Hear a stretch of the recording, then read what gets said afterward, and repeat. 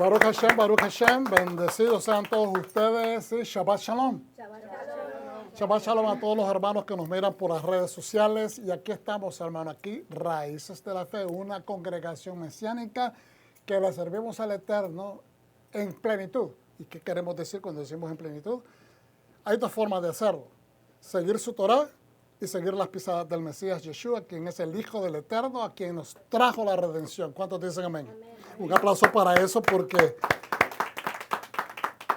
en esas frases que acabo de mencionar, un par de frases, un par de oraciones, está encerrado toditita la Biblia. ¿Ok? ¿Por qué? Porque de tal manera nos amó el Eterno que envió a su Hijo unigénito. Él lo envió. No, muchas personas dicen lo envió a morir. No, Él lo envió. Parte integral de esa misión consiste en que posiblemente iba a incurrir en muerte. Pero Dios no lo mandó a morir, sino que lo envió como un enviado real para que representara al reino celestial aquí en la tierra, para que todo aquel que cree en Él no se pierda y tenga vida eterna. Amén. Y esa vida eterna no es necesario morirse para alcanzarla. La vida eterna la empezamos a vivir acá, porque la vida eterna tiene que ver prácticamente, hermanos, con la amplificación de nuestro entendimiento, que es vida. Hoy en día tenemos una pregunta como raza humana. ¿Qué venimos a hacer acá? ¿Cuál es mi propósito en la vida? ¿Qué es vida? ¿Por qué yo no la tengo como fulanito de tal? ¿Por qué mi vida no es como el millonario tal? ¿Por qué yo no puedo alcanzar lo que aquella persona alcanzó? Es exactamente el problema. Porque estamos viviendo nuestra vida tratando de concentrarnos en otras experiencias ajenas en vez de concentrarnos en experimentar al Eterno en nuestra propia vida. Y ese es el gran dilema de la humanidad en estos momentos. Y sabemos, porque lo declara la Escritura, que Él vino a darnos vida y vida. ¿Verdad que lo dice? Que nos vino a dar inmediatamente la vida eterna, sino que nos vino a dar primeramente vida en abundancia. Entonces tenemos que empezar a entender dónde está esa abundancia. ¿De qué se trata esa abundancia? Y nosotros tenemos que volvernos como los doros exploradores. No los doritos exploradores, porque yo sé de qué es meter la mano, ¿verdad?, en la bolsa de doritos y comernos los doritos, no. Pero tenemos que ser los duros exploradores. ¿Y a qué me refiero con decir duros exploradores? Que no desistamos, que no nos rindamos tan fácilmente. Hermano, un explorador tiene esta capacidad. Si va a subir una montaña, sabe que la montaña es difícil de subir. Si él eligió una montaña pedregosa, borrascosa, esa persona sabe que le va a ser difícil. Si una persona decidió ir a explorar la selva, sabe que en la selva hay muchos peligros, pantanos, plantas venenosas, animales, alimañas, fieras, etc. Entonces tenemos que entender que todo en la vida tiene un riesgo de esfuerzo. Tiene riesgos, y tiene esfuerzo. Pues prácticamente hoy tenemos que entender que así como un explorador se adentra a tratar de entender un poco más de aquello que desconoce, aquello que es desconocido para el resto, los exploradores son los que nos han traído primeramente ese conocimiento, son los que rompieron, digamos, los cielos para abrir camino, los que rompieron esos lugares inhóspitos e impenetrables para que otros ahora detrás de ellos puedan penetrar y tengan un entendimiento más completo de lo que aquellos desconocían al principio. Entonces, ¿y qué me refiero entonces? ¿Qué tiene que ver esto con conexión con lo que vamos a hablar hoy? Porque hoy se llama Jucat.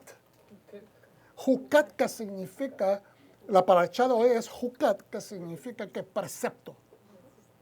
Precepto es un mandamiento de parte de Dios que a veces no se entiende. ¿Y qué es esto? ¿Por qué tengo que hacer esto? Pues ahí está la cuestión, que usted lo primero que entender, lo que tiene que entender primero, es que ese precepto usted no tiene por qué cuestionar. ¿Por qué? Porque usted va a explorar el ponerlo por acción, porque simplemente Dios lo dice, y entonces en ese momento que usted decide ser el explorador, voy a explorar esto que Dios está diciendo. No lo entiendo, realmente no me hace sentido, realmente me explota el cerebro porque no tiene razón de ser, pero lo tengo que hacer.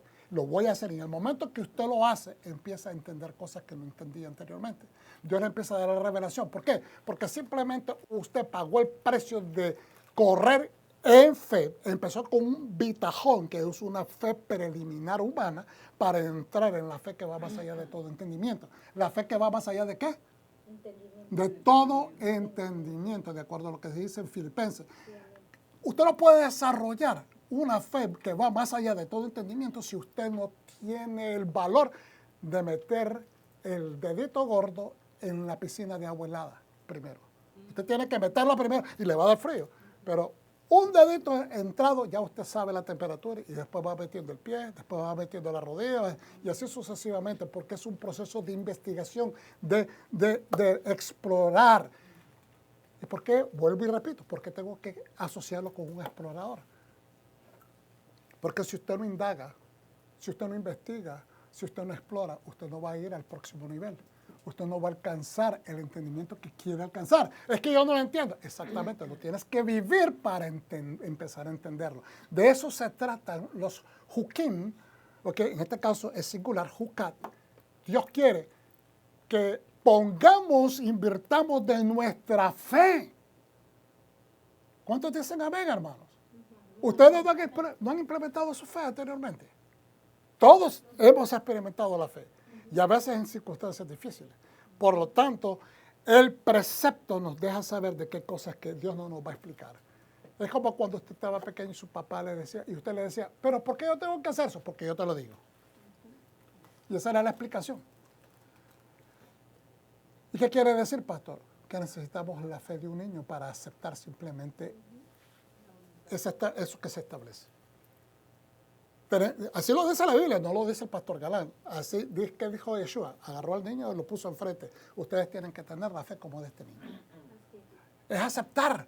Porque ¿sabe qué? El niño, cuando el papá le dice, esto voy a hacer, lo creen.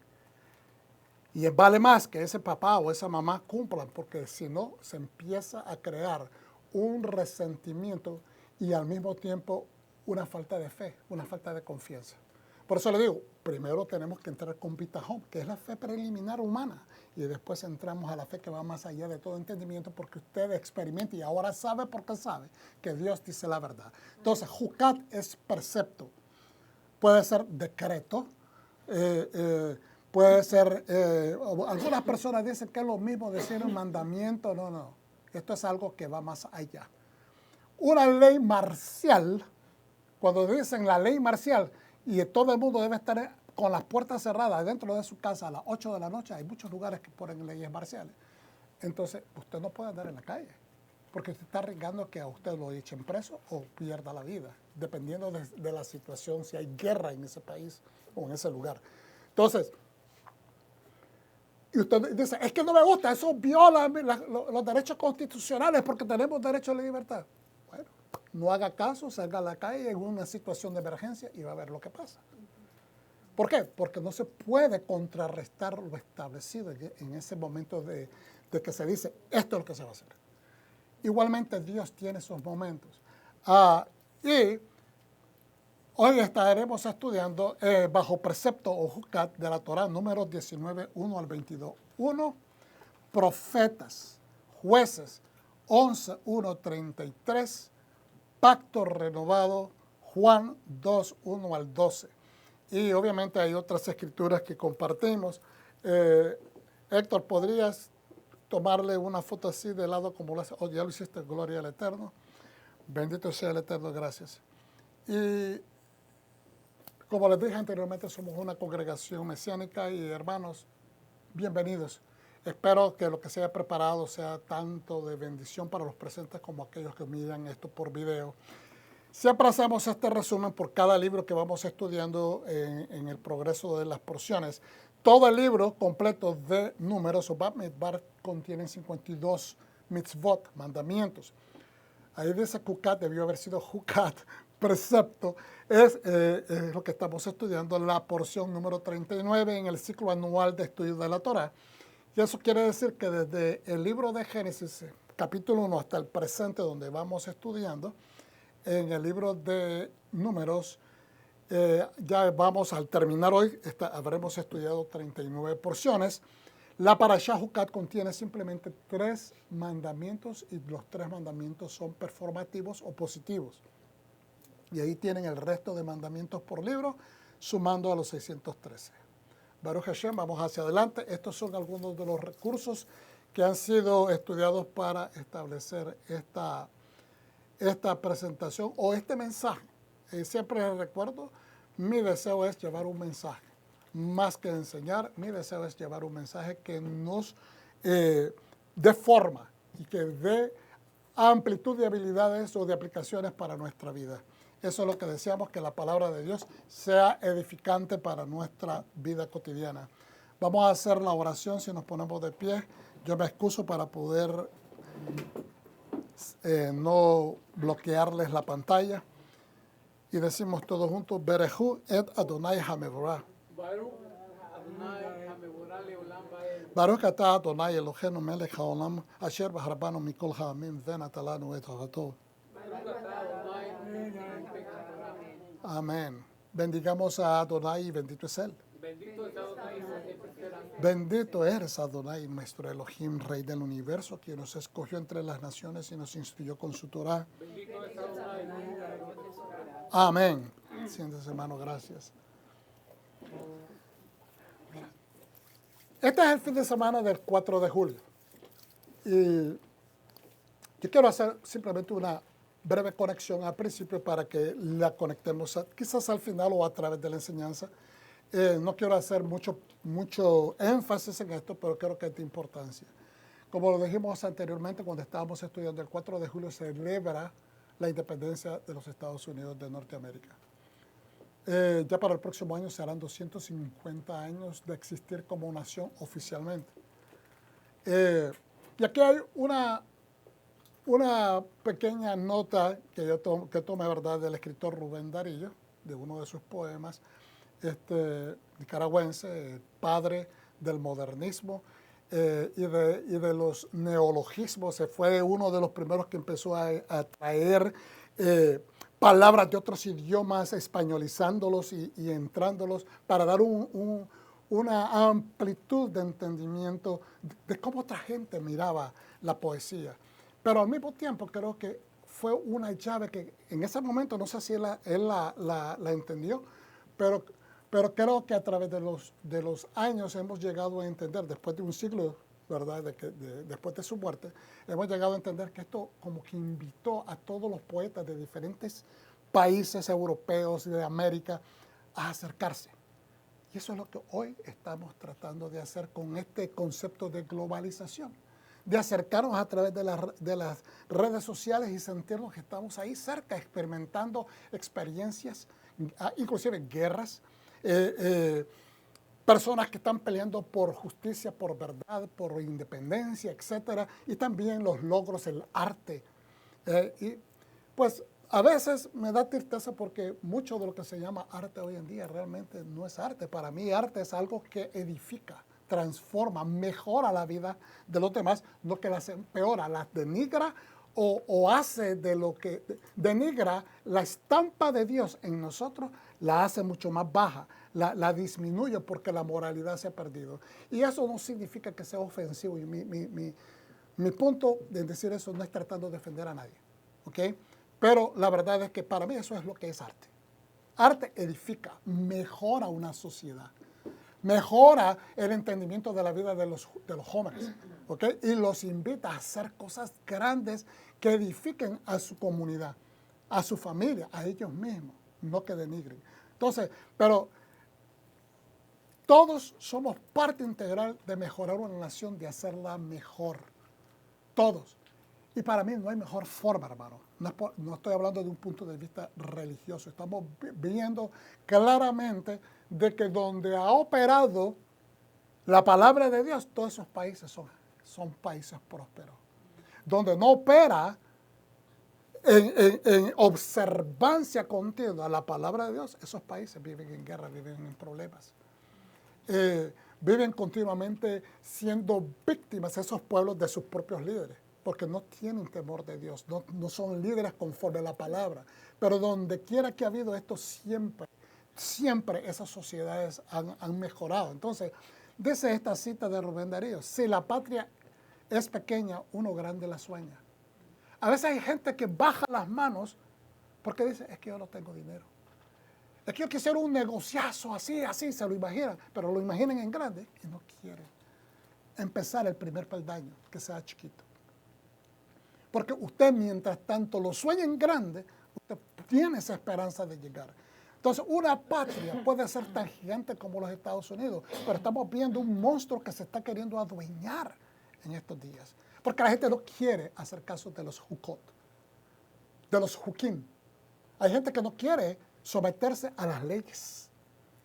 Hay gente que no quiere someterse a la autoridad. Hay gente que no quiere someterse a los maestros. Hay gente que no quiere someterse a los padres. Hay gente que no quiere someterse el respetar el bien ajeno. Entonces, ¿a qué vamos a someternos? ¿Qué es lo que esta sociedad está buscando para ser mejor? No se trata de política, se trata de sentido común. No podemos esperar que un país prospere si, por desgracia, su juventud está siendo alienado. Están siendo invertidos o están siendo influenciados con cosas negativas, porque si no hay amor a la patria, si no hay amor y fidelidad a su propio pueblo, si no hay amor y respeto a su propia familia, si dicen ser personas que tienen un pensamiento global, que son ciudadanos de todo el mundo, pero no pueden ser ni siquiera buenos ciudadanos de su propia casa, de su propia ciudad, entonces, ¿qué es lo que están diciendo que son? No quieren simplemente el compromiso de tener que darle cuenta, y este es el problema. No podemos soñar en una patria grande, y no importa el tamaño, no es relevante el tamaño. Se trata de lo que siente el pueblo. No podemos pensar de que el pueblo de Dios es grande si estamos violando al revés y al derecho lo que nos da la gana. No lo podemos hacer. Pero el pueblo de Dios es grande, es poderoso, ha mantenido la fe. La seguimos manteniendo y es necesario que la sigamos manteniendo. ¿Cuántos dicen amén? Amén. Ustedes y yo estamos aquí parados ante el Eterno en un Shabbat, en el día que Él nos ha dado el citatorio, porque en este día, todos los días del año lo podemos encontrar, pero en este día que papá nos dio el citatorio es cuando le podemos encontrar más cercano. Es cuando Él mismo baja y trae su presencia, no nosotros a buscarlo a Él a buscarnos a nosotros. Por eso es el día que le podemos encontrar. Y este es el día que cuando nosotros oramos como una sociedad unida, como uno, Hashem, que es uno, se sienta con nosotros a conversar y a comer juntos. Eso es lo que mucha gente no entiende. Entonces, queremos soñar en grande, empezamos por casa, porque el orden empieza ahí, luego en nuestro vecindario, luego en la ciudad, luego en el país, pero tenemos que ser todos nosotros amplios, ¿cómo se dice? Activos, elementos o agentes de tener esta visión. Somos parte de algo más grande y somos piezas, pero si usted dice, es que no me gusta aquel sector, no me gusta aquellas personas como otra vez, entonces yo me arranco, me saco del rompecabezas, entonces ya se quedó peor. Porque usted que tenía convicción, se decidió salir porque simplemente no le gustó fulanito, menganito y perencejo. En vez de tratar de influenciarlos, me decidí arrancar de la ecuación, entonces ya. Y yo digo, como que si yo les voy a hacer daño. ¿Usted cree que personas que son cabeza duras, personas que van en contra de la voluntad de Dios, se van a sentir heridos porque un hijo de Dios se aparte? No. Al contrario, usted perdió la oportunidad de ser influenciante en medio de ese gremio, en medio de ese grupo. Entonces, ¿cómo vamos a darle la honra a Dios? Yo no estoy regañando, estoy hablando cosas que son verdaderas, hermano. Usted está acá, ¿sabe por qué? Porque hay un Dios grande viviendo dentro de ustedes. Hay una convicción de la palabra de Dios que opera en su mente, porque usted es, aleluya, el buen hombre, ¿verdad? El hombre del Salmo número 1 que dice que medita en la palabra de Dios de día y de noche. Si usted no meditar en la palabra de Dios, usted se desbarrancaría, usted se caería, usted se deslizaría. Pero porque la palabra de Dios está en usted, usted está acá. Usted mantiene a Dios en sus oraciones, usted mantiene a Dios en medio de su familia. Usted reparte a Dios al revés y al derecho. ¿Por qué? Porque sabe que aunque usted es uno, Uno se necesitó. Yeshua HaMashiach pagó el precio y se invirtió en 12. Esos 12 se invirtieron y salieron 70. Esos 70 se invirtieron y salieron 120. Y esos 120 salieron y se volvieron 3,000. Esos 3,000 se invirtieron y fue toda Jerusalén. No toda Jerusalén en 100%, pero gran parte del pueblo, y se siguió expandiendo alrededor del mundo. Y aquí estamos 2,000 años después. Gracias, Señor. ¿Por qué? Porque si Yeshua se hubiese puesto a pensar de que su patria no iba a ser grande, se hubiera quedado chiquito. Él abrió y le dijo, vaya, porque el Espíritu de Dios, es necesario que me vaya porque Hashem va a mandar su Espíritu. Era necesario que todos fuesen investidos, no solamente con la presencia de Él, como la persona que los iba a influenciar, no, pero el Espíritu de la Santidad, el Espíritu de Dios mismo operando en todos ellos, como opera en todos y cada uno de nosotros. Entonces dice, refleja un profundo sentido de orgullo y aspiración nacional, la idea de que incluso en circunstancias difíciles el potencial de grandeza reside en los sueños y esfuerzos de su gente. ¿Cuáles son nuestros esfuerzos? Estamos celebrando el 4 de julio porque hubieron esfuerzos de gente que a través de la historia han pagado el precio. A veces se les ha malagradecido, a veces no se les ha apreciado. Pero yo le pregunto a las familias de esos muertos en combate, si se sienten de la misma manera de aquellos que han recibido el beneficio sin tener que pagar el precio del dolor, el precio de haber sido arrancado de medio de sus familiares. Es diferente, la perspectiva es diferente. Como yo siempre digo a la gente siempre está de parte de aquellos que, o sea, si el policía viene persiguiendo al ladrón y el policía tiene que disparar porque está velando por su vida. Y desgraciadamente, una de las balas le pega a un inocente. ¿Contra quién ustedes creen que esa persona que perdió a un familiar va a venir en contra? Contra el policía, aunque el policía estaba haciendo su trabajo. Esa otra persona estaba ahí por accidente, no quería el policía hacerle daño a ninguna persona, pero siempre somos así, porque la naturaleza humana es así. Se enfoca en aquel que le ha provocado el dolor. Y no importa, lo mismo sucede en las revoluciones. No importa si la revolución tiene la razón o si el gobierno tiene la razón. La muerte ocasionada por uno o por el otro bando va a impactar a la vida de aquella familia, por lo tanto esa familia se va a ir en contra de aquellos que causaron el dolor. Simple razonamiento humano. Es lógica humana. Entonces, pero si nosotros nos sentáramos para pensar, como les decía ayer, miramos la noticia de verdad, unos policías que tuvieron verdad que disparar y esto y lo otro, y que habían personas que estaban muy indispuestas con esta situación. Pero ¿por qué la gente nunca se pregunta, pero por qué mi hijo, mi hija, mi familiar andaba metido en robo? ¿Por qué andaba metido en crimen? ¿Por qué tiene que ser la ley la que tenga que pagar el precio? Cuando la ley está ahí para defender, no, pero si el policía viene y te salva de algo, entonces ahí sí, aplausos para la policía. Pero ¿por qué somos así? Ambiguos de pensamiento. Tenemos que ser la justicia. La justicia no solamente debe de ser ciega, pero también tener buenos ojos. Porque si notamos, debe de ser ciega en razón de dar balance y justicia a todo el mundo por igual. Pero debe ser con ojos para ver cuando inclusive la justicia está cometiendo injusticia. Porque no puede ver, si el hombre, el ser humano, opera la justicia, a veces por nuestra deficiencia a veces humana y nuestras influencias, nuestras afiliaciones, nuestras amistades, también se pueden ir en contra de la voluntad de Dios, tratando de ejercer la justicia. Y es importante, pero aquí mencionamos, ¿verdad?, que han habido próceres en los Estados Unidos como Thomas Jefferson, como Abraham Lincoln, como Theodore Roosevelt, como Martin Luther King. Todos ellos nos han dejado una huella. La pregunta es, en relación a lo que nosotros hacemos como siervos del Eterno, ¿qué huella estamos dejando?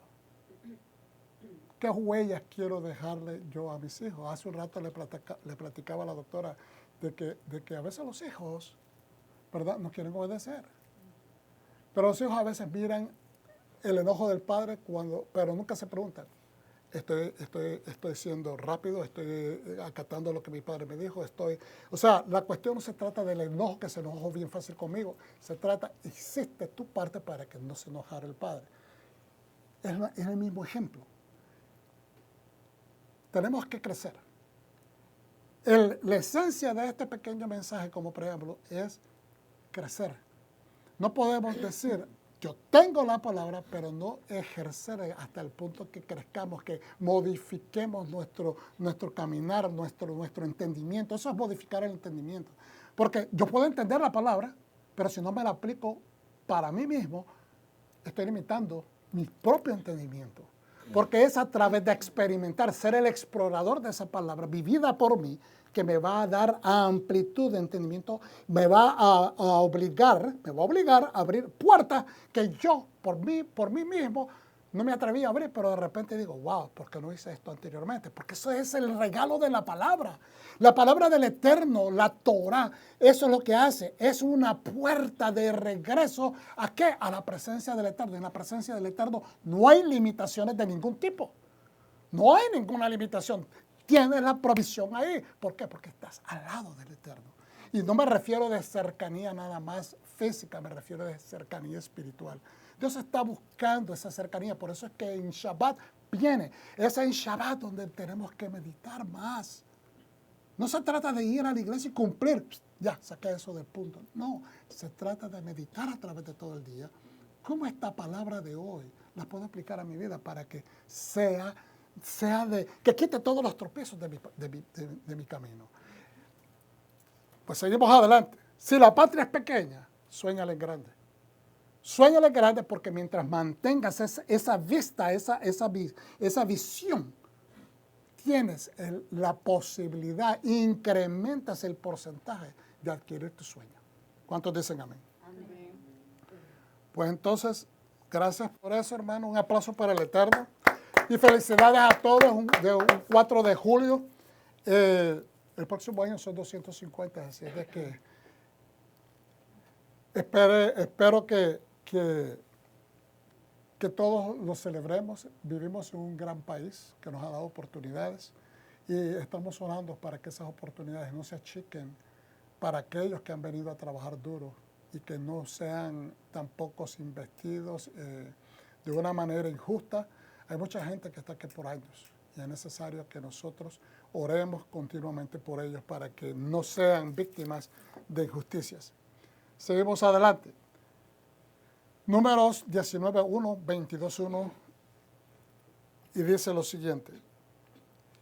Hashem dijo a Moshe y Aarón, este es el decreto de la Torah que Hashem ha ordenado.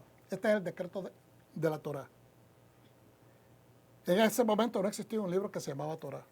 Eran las direcciones o las instrucciones de Hashem. ¿Okay?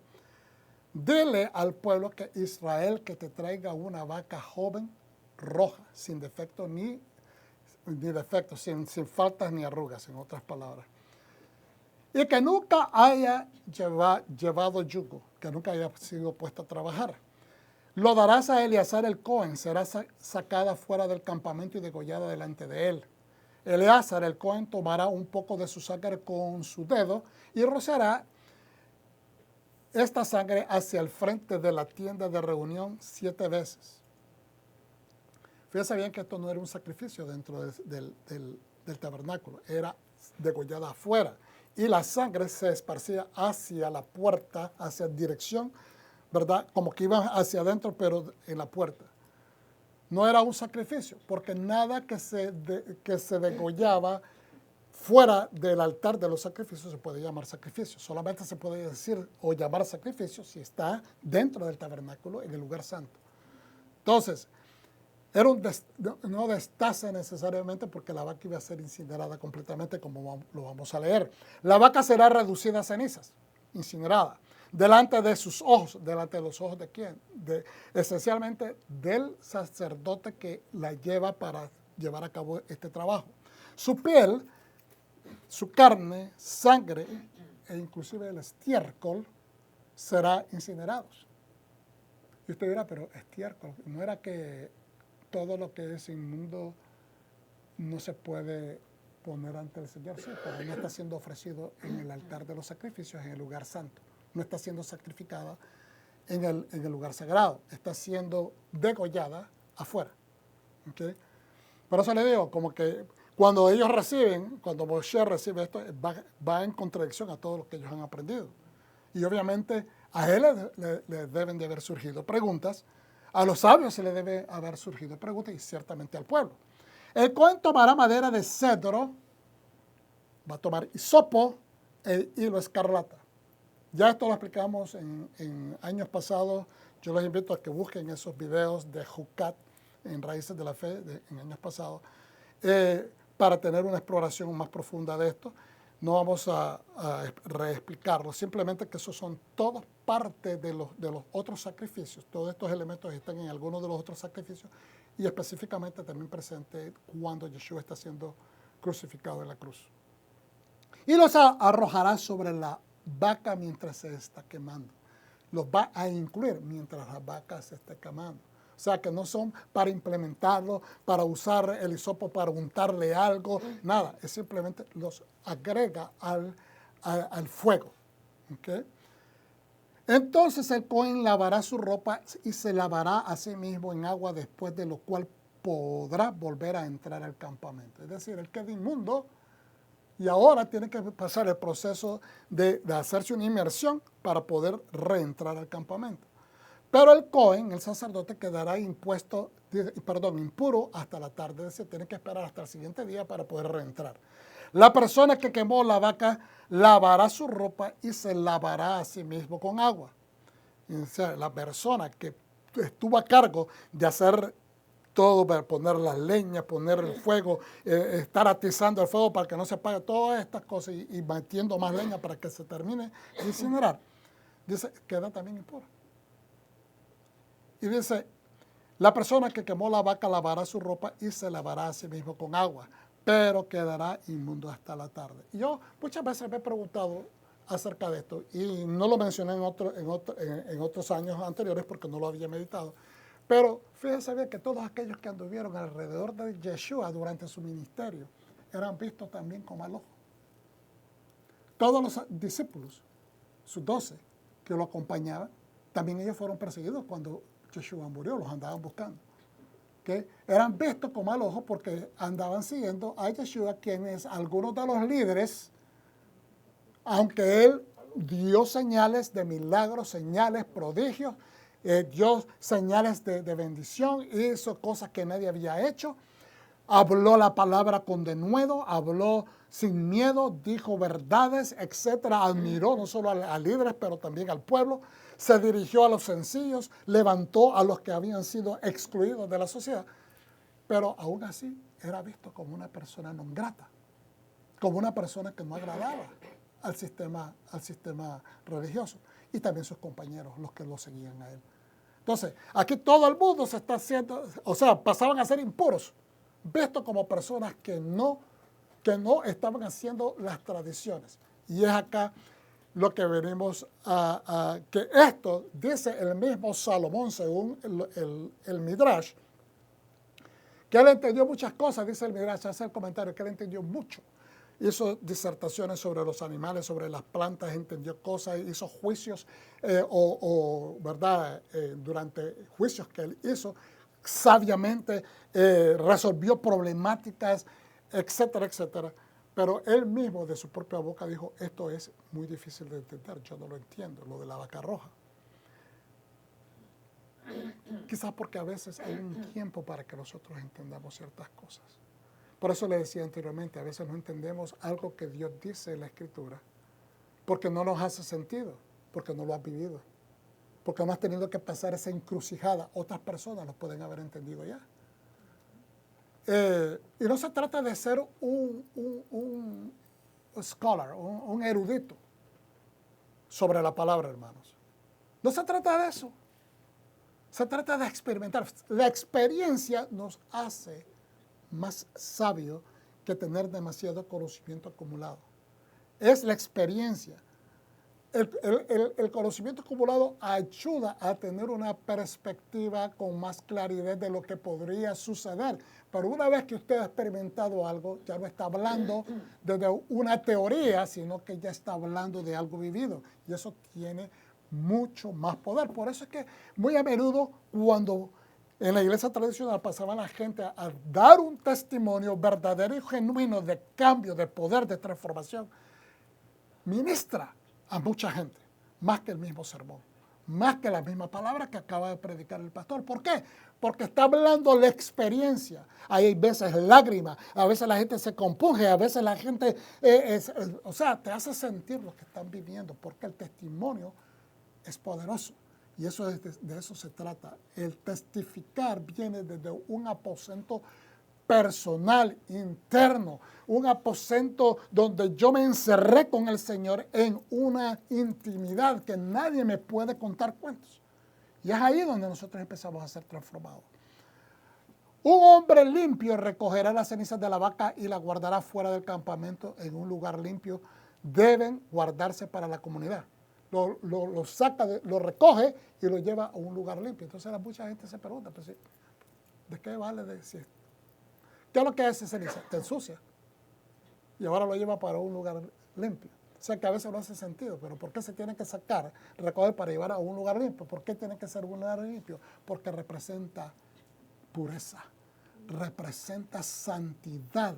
Es la santidad de Dios la que nos cambia de ser una persona impía y también completamente sucio emocional y espiritualmente a ser santos y limpios, a ser puros espiritualmente y emocionalmente y físicamente. Por eso empieza por los baños rituales, las purificaciones rituales externas, para después hacer las purificaciones morales. Una no puede estar sin la otra, son recíprocas, porque si la persona está limpia por fuera, pero está sucia por dentro, que dijo Yeshua, ustedes son sepulcros blanqueados. Ustedes están blancos por fuera, pero por dentro, ¿qué tienen? Pudredumbre de muerto. ¿Okay? Entonces, ahí es donde tenemos que ver. Que dice, deben guardarse para la comunidad del pueblo de Israel, para preparar las aguas para la purificación del pecado e impureza. Para eso sirven, por eso es que se tienen que buscar, poner en un lugar limpio. Por eso tienen que ser tratadas con ese respeto, con esa dimensión de santidad. ¿Por qué? Porque no se podía entender en ese momento, pero es una proyección profética. Lo querían entender en ese momento, pero quedó por muchos años en este ámbito de ¿qué es? Los más sabios no podían descifrarlo, porque se tenía que manifestar la vaca roja para que después pudiéramos interpretarlo. Cuando miramos que todos estos elementos están incluidos durante la crucifixión de Yeshua, pues entendemos que Él es esa vaca roja, que Él es el que va a otorgar la capacidad por voluntad de Dios, quien fue que lo decretó, quien fue que dio el precepto que nadie lo puede cambiar. Le guste que no le guste o si le gusta, no importa. Es Él el dueño de los cielos y la tierra y Él es el rey. Cuando el rey decreta algo, nadie lo puede cambiar. Aunque Él no lo haya introducido originalmente, fíjense bien, hermano. Aunque Él no lo haya introducido originalmente con la Torá en el Sinaí. Esto se lo viene a entregar en el mero del desierto. Y ahí voy a desarrollar algo que quiero platicar acerca de esto, porque hay controversias acerca de cuándo exactamente es que esto pasa. ¿Pasa en el segundo año o pasa al entrar al desierto de Sin, cuando ya han pasado varios años?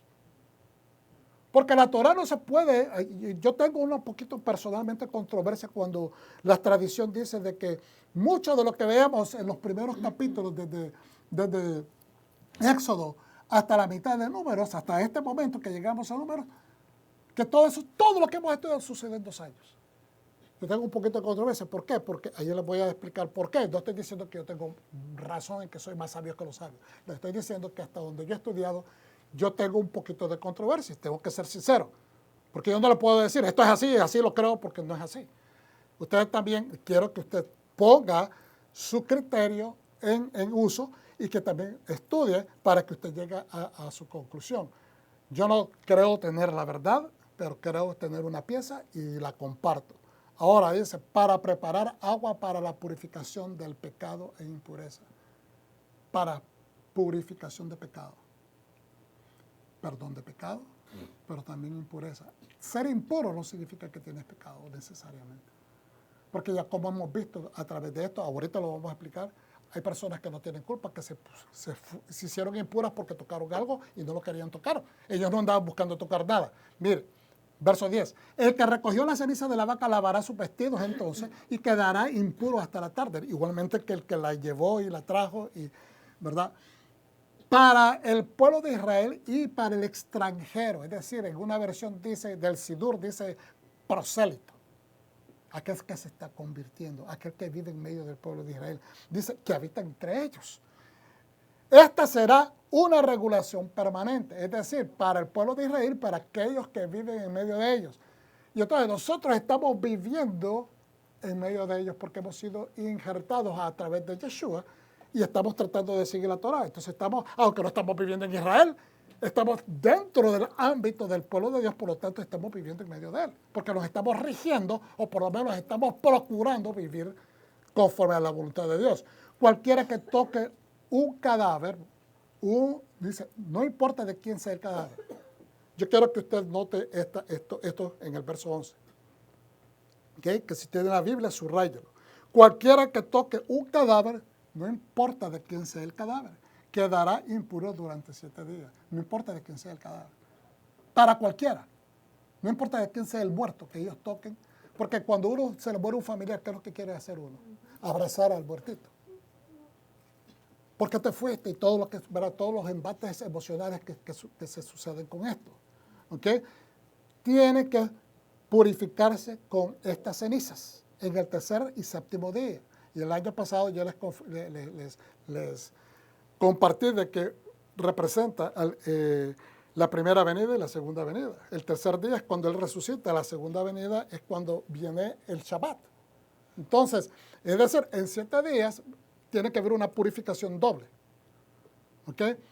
Entonces estará limpio, pero si no se purifica, al tercer y al séptimo día no será limpio. Una persona que vio a Yeshua, estuvimos todo este tiempo y no se arrepintió, y después viene, se anuncia que ya viene, miramos todas las señales, milagros y prodigios de que se dicen que van a suceder, las señales que se van a cumplir. Y entonces si la persona no cambia, pues no tiene esperanza, ni al tercer día lo tuvo, que todo esto es parte del tercer día. Esto que se le llama la era mesiánica, que ya estamos viviendo la era mesiánica, que el reino mesiánico es diferente. Porque primeramente estamos esperando al Mesías, es una espera, deseando al deseado de las naciones. Pero cuando Él venga, viene ya a reinar, entonces ya es el reino mesiánico. Son dos cosas diferentes. Entonces, dice, si esa persona no se convierte, en otras palabras, dice, no será limpio. Cualquiera que toque un cadáver, no importa de quién sea el cadáver, y no se purifique, ha profanado el tabernáculo de Hashem. Espérate un momento, pero es que yo no trabajo yo no trabajo en el templo, yo no trabajo en el Mishkan. ¿Cómo que yo profané? Yo no es culpa mía que yo le pasé encima a una tumba. Yo no quería hacer eso, pero es que nadie la marcó, etcétera, etcétera. Un montón de... Pero de eso no importa. De quién sea, de cómo sea, quedas impuro. Y por esta razón, si entras al campamento, ¿cuántos campamentos había en el campamento del pueblo de Dios? 3. El pueblo en general, todas las tribus, después los líderes y después el Mishkan, que es el trono del rey. Entonces, al entrar al primero, que es el periferio, la parte de afuera, por decirlo, el pueblo, si entraste, estás contaminando el tabernáculo del Señor, el santuario del Señor. ¿Por qué? Porque Él está en medio de ti. Sí, señor. ¿Estamos entendiendo? Por eso es que a la gente se les hace difícil entender esto, porque piensa, no, eso es desde el Antiguo Testamento. No. Pero Dios es el mismo ayer, hoy y siempre. Entonces, ¿cuál es? O es del Viejo Testamento o Dios es el mismo ayer, hoy y siempre, porque Él no va a cambiar su Torah. Sí, señor. Eso es lo que significa, que es el mismo ayer, hoy y siempre. Él no cambia, no tiene sombra de variación. Ese es el Padre de las luces. Esa es otra manera que el apóstol Pablo, cuando dice, Padre, tú eres el Padre de las luces en el cual no hay sombra de mutación. ¿Qué es lo que está diciendo? Es la misma palabra que está diciendo Moshe, que lo acabamos de ver recientemente. Que le dice Padre de todos los espíritus. Es lo mismo, Padre de todas las luces. Porque los espíritus son una chispita de luz del espíritu de Hashem, que le dio a Adán, y de Adán transfiere todo eso a la humanidad entera. Somos una parte de esa luz. Entonces, pero ¿qué sucede? Al tú estar contaminado y entras en el ámbito donde está el Señor, donde Él ha establecido un perímetro. Él como rey tiene un perímetro. No es porque Él, pobrecito Dios, que lo vas a contaminar, le vas a pasar tu contaminación. No, no se trata de eso. Se trata de que su santidad, Él se autorrespeta y no quiere que nadie inmundo se acerque a Él. No se trata de que Dios es vulnerable. Se trata de que respetemos y entendamos los protocolos de santidad y de, ¿cómo se dice? De culto o de, no temor, ¿cómo es la palabra? Sí, pero hay una palabra que ahorita se me escapa, quiero decirle y se me fue. Es decir, tener ese nivel de entrega al Señor y de respeto. Ahorita no sé por qué se me fue la palabra, pero anyways. De entrega. Anyways, vamos a dejarlo ahí porque si no, cualquiera que toque cadáver, no importa de quién sea el cadáver, y lo vuelve a repetir. Ya lo dijo en el 11 y ahora lo repite en el 13. ¿Por qué lo repite? Porque hay una importancia. Cuando la Torah te habla 2 veces, te repite, es un énfasis que tenemos que tomarle atención. Dios no está jugando con esto. Dios está diciendo, pon atención a esto, es una observancia. ¿Por qué? Quiero que te alejes de la muerte y que la alejes de mí, porque ese es el pago del pecado. Y yo fui el que ejecuté esa maldición o ese veredicto. Entonces Dios no quiere estar dentro de algo que a Él le abomina, que a Él no le gusta. ¿Okay? Él no creó al ser humano para que muriera. Entonces, eso es un recordatorio de que el hombre desobedeció. Ahora, esa persona será, dice, y no, vuelvo y repito, cualquiera que toque el cadáver, no importa quién sea, y no se purifique, si no se purifica, ha profanado el tabernáculo de Hashem. Esa persona será cortada de Israel. Si esa persona lo hace, cuando dice cortada, o decir, va a ser castigada, va a ser echada fuera, ¿okay? De Israel, karet. Eso es lo que es la palabra, karet. ¿Okay? En nuestros países, y esta es una pequeña, en Centroamérica, no sé si en todos los países centroamericanos, cuando a alguien le da esta picazón, la gente se rasca y se rasca con uñas sucias, etc. Entonces se le hace una especie de roncha grande alrededor. Eso es lo que le dicen karate, le dicen en Centroamérica, karate. Y él viene de esa palabra karate. ¿Ves? Karate. Pero la gente se acostumbró y dicen karate, pero no es el karate de los chinos o de los asiáticos. Pero de ahí donde viene esa palabra. ¿Por qué? Porque la gente dice, no, aparte que me vas a contaminar. Entonces, apártate, aléjate, porque acuérdense que todas estas cosas en la antigüedad eran vistas como que posiblemente era una infección de Saraat, una infección de lepra, lo que se le llama lepra, pero todos los sabios dicen de que no es la lepra como la conocemos hoy. Era una lepra posiblemente de ronchas infecciosas, de eso mismo, que la gente se rascaba y no lo hacían con manos limpias, entonces le producía es un hongo en la piel. ¿Okay? Porque cuando usted mira la descripción del Saraat, es indicativo de un hongo. Ahora, esta es la ley cuando una persona muere en una tienda. Y esto es lo que a mí me encanta. ¿Okay? Pongan atención a esta parte, verso 14. Esta es la ley. Porque imagínense el Señor explicando todo esto y como que me imagino que Moshe le estaba diciendo así al Señor, escuchando aquello, no me hace sentido. Imagínense a Aarón con los ojos así, como cuando el pastor está diciendo algo, usted no lo entiende, yo le miro la señal de que no me está entendiendo, entonces lo vuelvo a repetir. Esos son muy buenos indicadores, porque eso le ayuda a la persona que está enseñando, que está hablando, ¿verdad?, a ver de que si hay una confusión, yo quiero que no sé, nadie se vaya confundido, pero imagínense, y ahora me parece a mí que esto es una explicación, porque miren como dice, esta es la ley, para que la entiendas. Cuando una persona muere en una tienda, todo el que entre a la tienda y todo lo que haya en la tienda quedará impuro durante 7 días. Esto es lo que Dios le dice a ellos, pero en otras civilizaciones antiguas había cosas similares. Cuando había un puerto, esas civilizaciones entendían que en ese encerramiento lo que estaba ahí adentro se volvía impuro. Es más, que podrían ser las personas también influenciadas por espíritus, especialmente si la persona no estaba bien de acuerdo a los preceptos del comportamiento de esas sociedades. Es decir, que lo que Dios establece es un procedimiento claro de limpieza. Y Dios lo que quiere es que no crean de que esto de ser impuro o no puro tiene que ver con demonios, sino que tiene que ver con el incumplimiento, dicen algunos comentaristas de la Torah.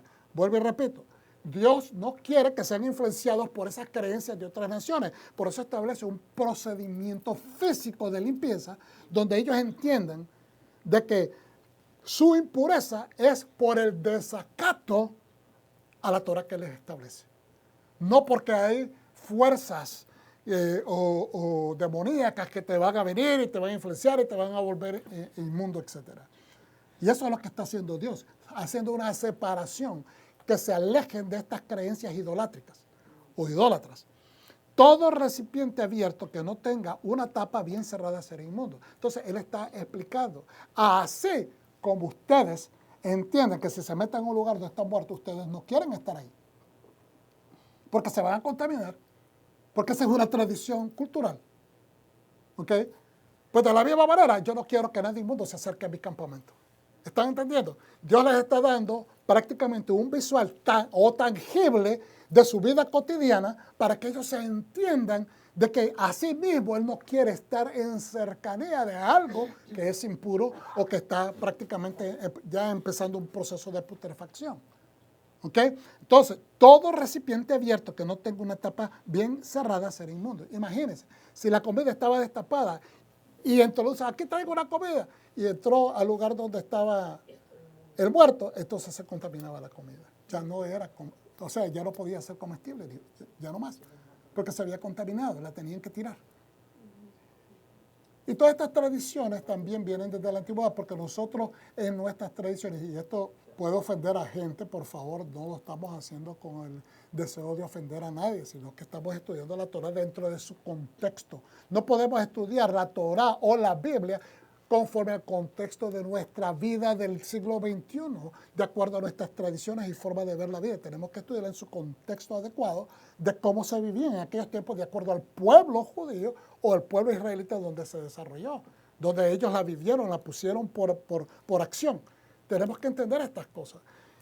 Para ellos era inmundicia de que alguien introdujera comida con tapas abiertas a un lugar donde estaba un muerto. Pues de la misma manera Dios está diciendo, así de esa manera, tú al entrar a la proximidad del campamento, en inmundicia vas a hacer inmundo a todo el campamento. Más que todo, estás irrespetando la santidad y la pureza de mi santuario. ¿Por qué?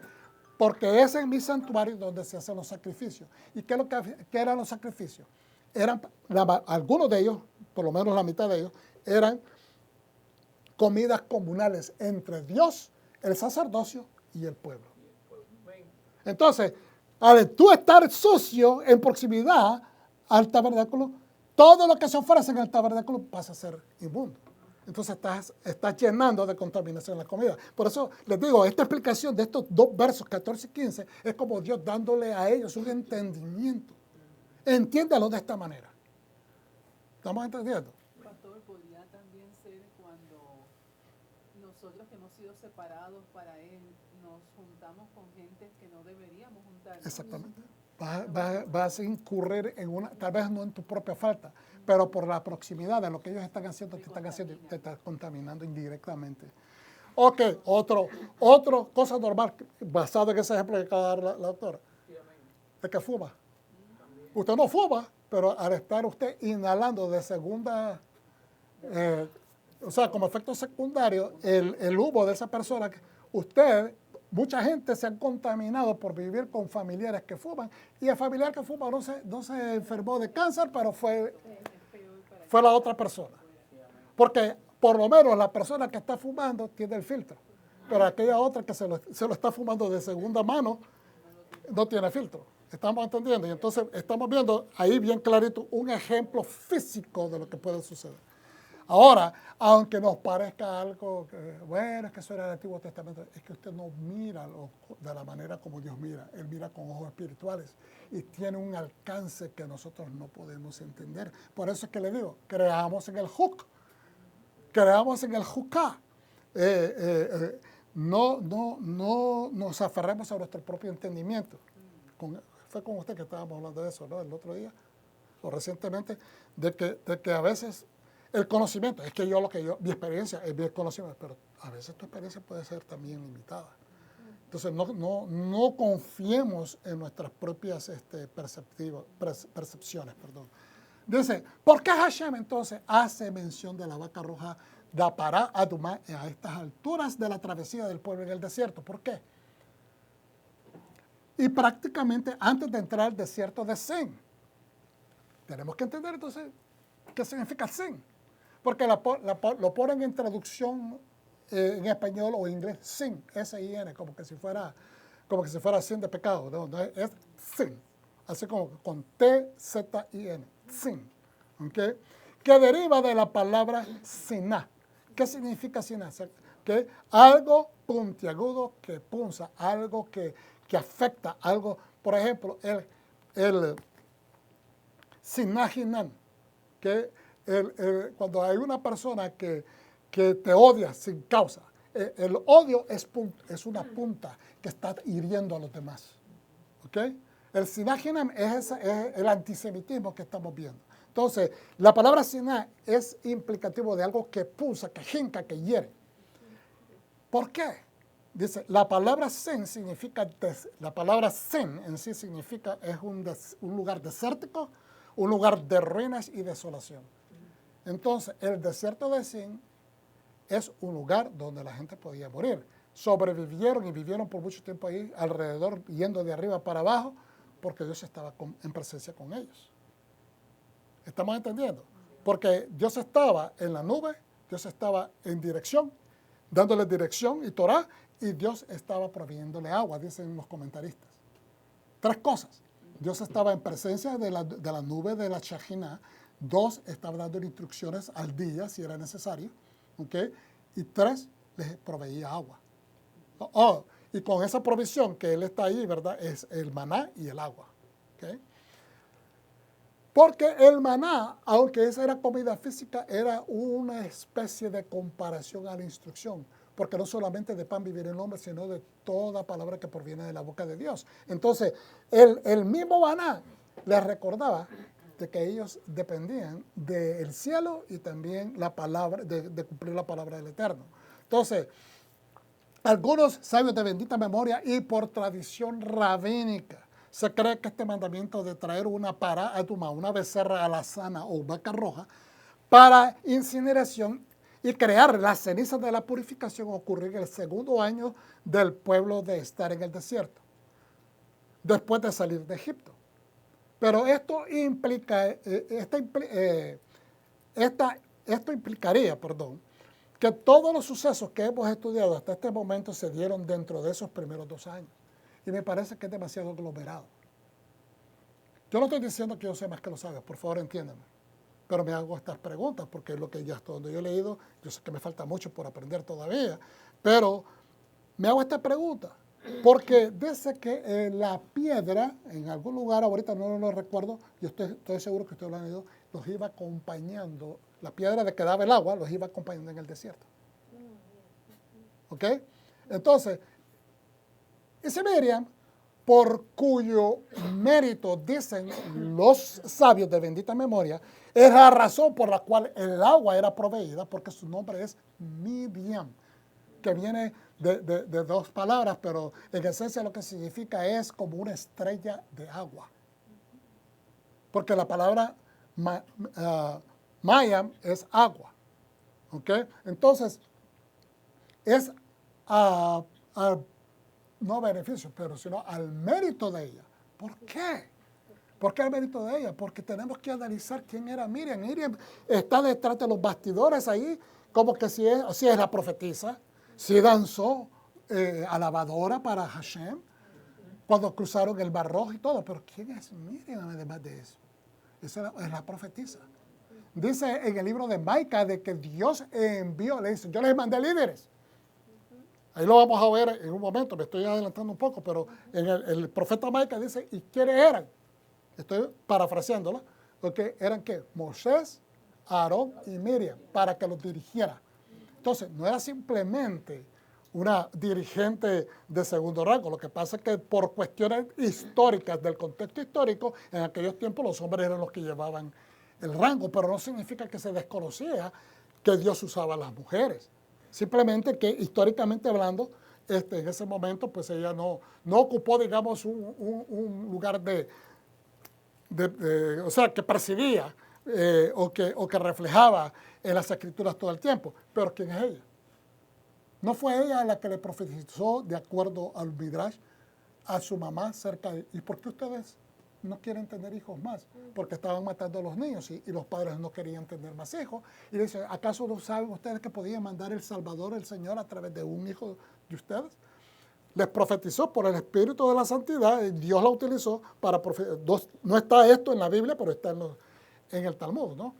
Y entonces, ¿y después qué pasó? Que ella fue la que se encargó de dirigir la balsita calafateada de barro para que no se hundiera y asegurarse que su hermanito no se muriera en el Nilo antes de llegar donde ellos querían que llegara. Luego se aseguró de que cuando ella se metió a hablar con la princesa de Egipto, de que se aseguró que su propia madre fuera la que continuara amamantando a su hermanito. Todo eso fue las diligencias que hizo Miriam. Ella fue prácticamente la que se aseguró de que su hermano cumpliera la misión para la cual Dios lo había buscado. Por lo tanto, ella fue como agua de vida. Para una vida que ni siquiera se podía defender en ese momento, pero que tenía el potencial de ser alguien grande, que iba a ser alguien grande, como decíamos hace un rato. Si no te inviertes, no estás dispuesto a que esa patria pequeña que está siendo golpeada, que está siendo enjuiciada, que está siendo, ¿cómo se dice?, sometida a las tareas arduas de la esclavitud, y no tienes manera de soñar. Si ella hubiera tomado eso como un razonamiento para decir, ¿y para qué voy a llevar a mi hermano? Pues se queda la situación en ese mismo lugar. Pero ella soñó grandemente, porque ella soñaba en esa patria que sus antepasados le habían dicho, que ellos tenían una promesa de parte de Dios de regresar a una tierra donde fluye leche y miel, a una tierra para el pueblo de Israel. Ese es el mismo Dios que te dice hoy, sueña en grande, porque tú tienes el derecho, porque yo quiero que tú tengas el derecho y que recibas las bendiciones que yo he preparado desde antemano para ti. Amén. Aleluya. Dios tiene bendiciones para cada uno de nosotros. No nos podemos quedar pensando, ¿y qué hago? ¿Y cómo hago? Hagamos algo. Eso es lo importante. Mire, usted hace lo que usted puede y Dios hace lo que usted no puede hacer. Él hace el milagro. Entonces dice, pero más específicamente se cree que esta juco percepto, voy para atrás, perdón. Aunque no hay una certeza absoluta, la narrativa tradicional es aceptada de que todo esto sucedió en los primeros 2 años. Pero más específicamente se cree que este juco precepto se instituyó el segundo día del primer mes, es decir, no fue empezando el primer día de Nisan, sino en el segundo día de Nisan, del segundo año, el día después de los primeros servicios del recién terminado Mishkan. Eso es lo que se cree. Lo digo, eso es lo que tradicionalmente es aceptado. Yo tengo un poquito de controversia con eso, porque como les digo, si esa piedra lo seguía a través de todo el caminar en el desierto, creo que Miriam, al morir tan tempranamente, su mérito hubiese sido completamente limitado. ¿Okay? Pero creo de que, en mi opinión, ella vivió abundantemente ciertas décadas de vida. ¿Por qué? Le voy a decir por qué. Ella era por lo menos entre 8 a 12 años mayor que Moshe. ¿Amén? ¿Por qué? O por lo menos 8 años. ¿Por qué? Porque ella tendría que haber tenido la suficiente destreza física para poder hacer lo que ella hizo en el río. Lo otro es que también su mérito se amplifica. Cuando salieron de Egipto, ¿cuántos años tenía Moshe? 80 años. Realmente 81, porque acuérdense que el litigio duró 1 año con el faraón. Entonces, si él, digamos que él hubiese sido 10 años mayor que él, vamos a poner eso como ejemplo, porque nadie tiene la certeza de cuántos años tenía. Pero la escritura nos dice bien claramente que Moshe murió a los 120 y creo que, si no mal recuerdo, Aarón era en 123 o algo por el estilo que tenía de edad cuando él murió. Por lo tanto, ella siendo la mayor, tendría que haber tenido por lo menos unos 130 años. ¿Ok? Y para mí, si ella muere, por lo menos antes de entrar, yo creo que lo más lógico sería entender estas estructuras bíblicas y creo, aventuro a decir esto y vuelvo y repito, yo no tengo ninguna certeza de eso, son conclusiones que yo saco, pero no estoy diciendo que son académicas o que yo tengo la certeza, no, hermano, simplemente hasta donde se ha leído, yo creo de que ella falleció por lo menos unos de 10 a 15 años antes que llegaran a ese último año antes de entrar a la tierra prometida. De 10 a 15 años antes. Esa es mi opinión. Más adelante vamos a seguir estudiando porque siempre es importante continuar y si tenemos que corregir algo, lo corregimos. No tengo temor de hacer eso. Algunos sabios judíos creen que las ordenanzas de la vaca roja están relacionadas con el pecado del becerro de oro. Por eso es que lo asocian así. Que a consecuencia de lo que sucedió con el becerro de oro, ahora Dios establece lo de la vaca roja. Pero entonces la pregunta viene. Si la vaca roja no necesariamente tiene que ser sacrificada dentro del Mishkan, ¿qué tendría esperar de que el Mishkan esté en operación para venir a introducir el mandato de la vaca roja? Si no es no es muerta dentro del santuario, ¿me están entendiendo? ¿Cuál sería la necesidad? Lo único que se hace es lanzar sangre no sobre la puerta, sino hacia la puerta en dirección, porque la vaca roja tenía que ser muerta afuera de todo el perímetro del campamento. Estoy hablando de los 3. Del campamento del pueblo tenía que estar en la periferia, no podía estar dentro. ¿Ok? Por eso le digo, era hacia la puerta, como cuando nosotros oramos, ¿verdad? Cuando vamos a introducir el servicio, nos volteamos todos para el lado este, porque hacia ese lado está Jerusalén. ¿Ok?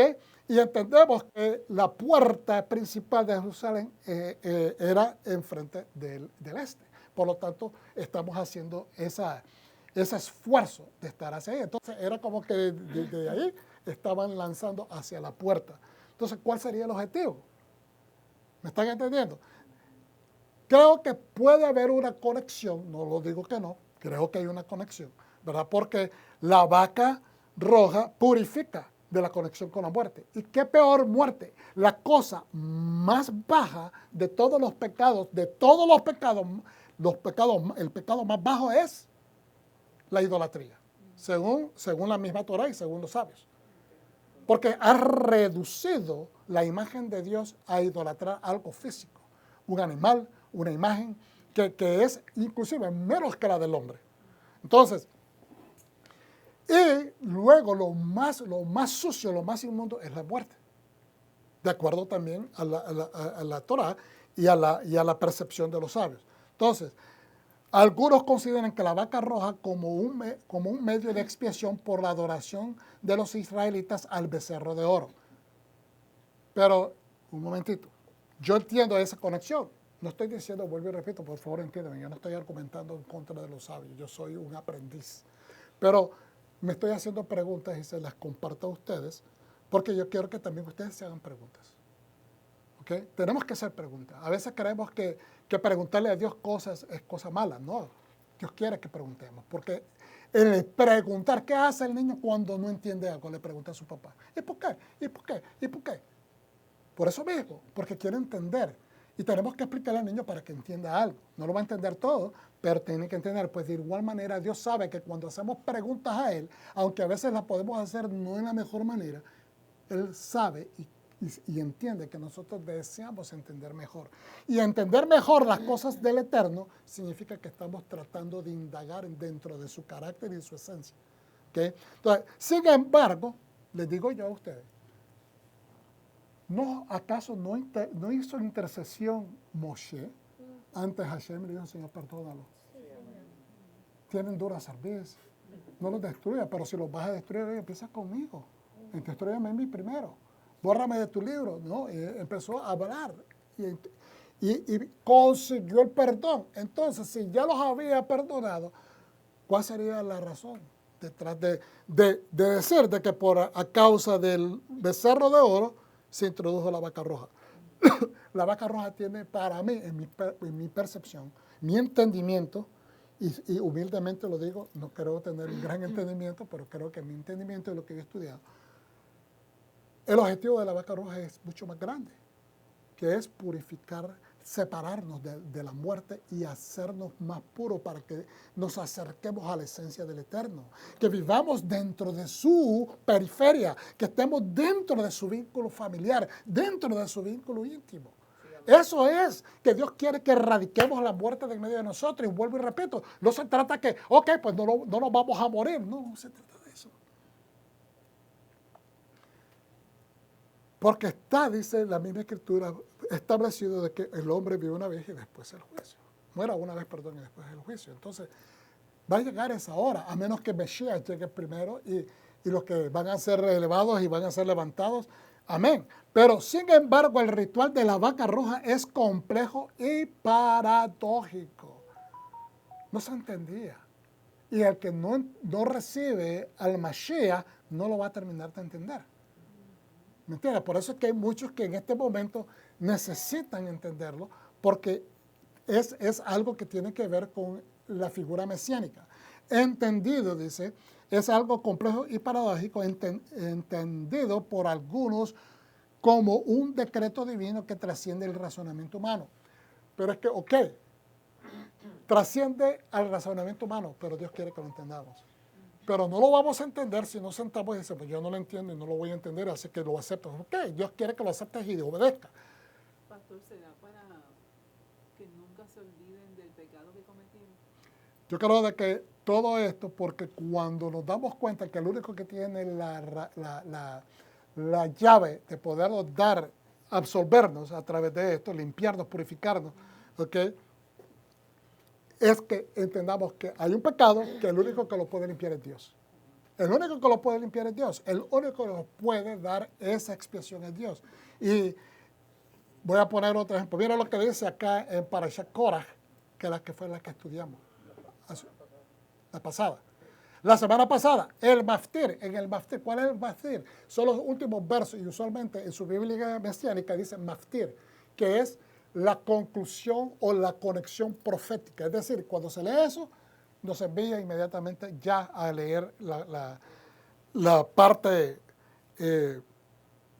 profética que le corresponde a la porción. Entonces dice, o lo que conecta a la haftará o porción de los profetas. Nos dice la Torah que Hashem desea que las comidas especialmente santas y apartadas que se les compartían al sacerdocio, como a los levín y también a los levín, deben de ser apreciadas de esa manera. Son santas. Te las puedes comer en cualquier parte, le dice a algunos, porque es el pago tuyo. Y Dios no te va a decir, no, tú no te puedes comer esa comida que es parte de tu pago, de tu salario, no te las puedes comer con tu familia. No, le dice, pero son santas, no las distorsiones, o sea, son santas. Es para que las coman tu familia, que son los que están debajo de tu umbrella, de tu sombrilla, ahora, o tu cobertura. Hay comidas que las pondrás comer en cualquier lugar, pero hay otras que no, pues son santas y altamente especiales. Esta es una paráfrasis de lo que dice el Maftir. Pero mire entonces inmediatamente lo que dice en número 18 del 30 al 32. Volviendo a la conexión que hicimos anteriormente acerca de que Dios le dice, ok, no me comprende, entiéndelo de esta manera. La comida que tú metes sin taparla en una tienda donde hay un muerto, ya la contaminaste. Pues así mismo yo no las quiero que me contaminen las cosas. ¿Ok? Entonces dice el verso 30, por lo tanto les dirás, cuando aparten de él la mejor parte del diezmo, de las comidas de todos los que entraban al Mishkan, que todo le pertenece al sacerdote, y después el sacerdote le da las partes que le corresponden a los levitas, y de los que reciben los levitas se escoge el diezmo de los diezmos, que también tiene que ser repartido en personas necesitadas. Se les contará a los levín como si fuera grano de la era y jugo de uva del lagar, es decir, van a ser recibidos como que si fueran una ofrenda de granos. Pueden comerlo en cualquier lugar, ustedes y sus familias, porque es su pago a cambio de su servicio en la tienda de reunión. Además, por haber apartado de él sus mejores partes, no cometerán ningún pecado por ello. Entonces, porque ustedes están recibiendo la mejor parte, asegúrense de no profanarlas. ¿Ok? No cometan ningún pecado mientras las vayan a comer, porque entonces estás desvirtuando el propósito por el cual estás recibiendo. Porque tú eres santo, estás recibiendo algo santo. Entonces te tienes que mantener en santidad espiritual, mental y física para poder continuar recibiendo el beneficio. ¿Okay? Es un sacrificio, claro, es una inversión personal. Entonces, pues no profanarán las cosas sagradas del pueblo de Israel o morirán. Entonces, tomando esto para seguir amplificando lo que estamos entendiendo, que la gente no entiende. Si una persona está por dentro mal, pero por fuera se mira bien, habla el vernáculo de la iglesia o del mesianismo y de esas cosas, pero no se está cultivando internamente, entonces esa persona está profanando. Entonces, ¿qué significa eso? Toda falta, pecado, transgresión profana el espacio sagrado del Mishkan, o que es la presencia de Dios. No es necesariamente el Mishkan físico. Es lo que representa, es la casa del Señor, donde es una casa de santidad, donde Dios la estableció como su residencia en la tierra. Lo mismo con los templos, por lo tanto, todos tenemos la obligación de respetar eso. Y eso, ¿saben qué? Como decía ahorita la doctora, nos recuerda que tenemos que cuidarlo, porque hay un pecado. Mira, la naturaleza humana divaga, el pensamiento no para de pensar tonterías. Por eso lo tenemos que controlar. Y eso nos recuerda que somos susceptibles, que tenemos que mantener un control. No dejar que la vida y la mente nos conduzca, sino que lo que rige ya en nosotros por la palabra de Dios sea lo que le dé dirección, sea el timón de nuestros pensamientos. ¿Okay? Todo falta, pecado, transgresión, profana el espacio sagrado del Mishkan, presencia de Dios, en medio del pueblo. Ciertamente el contacto con la muerte, lo cual es el grado más alto de contaminación, y por ende Hashem desea eliminar tal transgresión. Cuando el pueblo esté dentro del campamento cercano al santuario, Dios quiere que todos lo pensemos de esa manera. Y usted dirá, pero pastor, hoy en día, ¿cómo lo hacemos? Vivimos en una sociedad. Fíjense, hermanos, tiene razón. Creo que entra más suciedad por la televisión con los supuestos bailes artísticos de hoy y toda la música y todo, que muchas veces, o sea, entra más suciedad por ahí y estamos más expuestos a esto continuamente que lo que cuando vamos a un cementerio, vamos a dar un pésame o vamos, ¿me entiendes? Y esto es interesante porque nos da simplemente una perspectiva de que Dios mira las cosas completamente diferente de cómo nosotros las queremos ver. Es que nosotros nos apliquemos a la Torá y no que la Torá se aplique a nuestra cultura, a nuestra manera de vivir. Ok, voy a ir rapidito a esto y después regreso a lo siguiente. Santo es el Señor. La muerte de Miriam. El pueblo de Israel, toda la comunidad entró en el desierto de Sin en el primer mes y se quedaron en Kadesh. Ahí murió Miriam y allí fue enterrada. Como la comunidad no tenía agua, se juntaron contra Moshe y Aarón. El pueblo peleó con Moshe y dijo, ojalá hubiéramos muerto cuando nuestros hermanos murieron delante de Hashem. ¿Por qué trajiste a la comunidad de Adonai a este desierto, morir ahí nosotros y nuestro ganado, moriremos ahí nosotros y nuestro ganado. ¿Por qué nos hiciste salir de Egipto? Para traernos a este lugar terrible sin semillas, higos, vides, granadas o incluso agua para beber. ¿Se da cuenta que qué es lo que está describiendo? Es el desierto. Pero es un lugar inhóspito, completamente. Este es el lugar más caliente entre Egipto y Canaán. Este lugar era prácticamente el desierto de Sin, el desierto de las ruinas y desolación. Si no se caminaba por la ruta que iba alrededor de la costa, era prácticamente casi una posible muerte. Y entonces muchos expertos dicen que, y duda, muchos expertos que son seculares, no creen en la narrativa de que el pueblo completamente pasó por ahí, hermano. ¿Sabe por qué? Porque dicen que ellos, calculando las probabilidades que tanta gente, tanta muchedumbre, era imposible que sobreviviera en un desierto con tantas necesidades. Una cosa es que vayan 15 personas, pero una cosa es que vayan 2 millonadas. ¿Estamos entendiendo? Porque las necesidades son mucho más monumentales. No es lo mismo alimentar a 15 personas que alimentar a 1 millón y pico de gente. Pero ellos no están contando con la providencia divina. Porque si ya de antemano la gente no cree de que Dios existe, todo lo demás es muñequitos, es un cuentecito. Entonces, dice, el pueblo de Israel y toda la comunidad entró al desierto de Sin el primer mes y se quedaron en Kadesh. Verso 2. Toda la comunidad no tenía agua, se juntaron contra Moshe y Aarón. El pueblo peleó con Moshe y dijo, argumentó, sería mejor una palabra porque peleó, suena físico. Ojalá hubiéramos muerto cuando nuestros hermanos murieron delante de Hashem. Ojalá hubiéramos muerto cuando nuestros hermanos murieron delante de Hashem. ¿A qué se están refiriendo? A las últimas muertes que hubieron por la misma desobediencia. ¿Por qué trajiste a la comunidad de Adonai a este desierto? Morir ahí nosotros y nuestro ganado.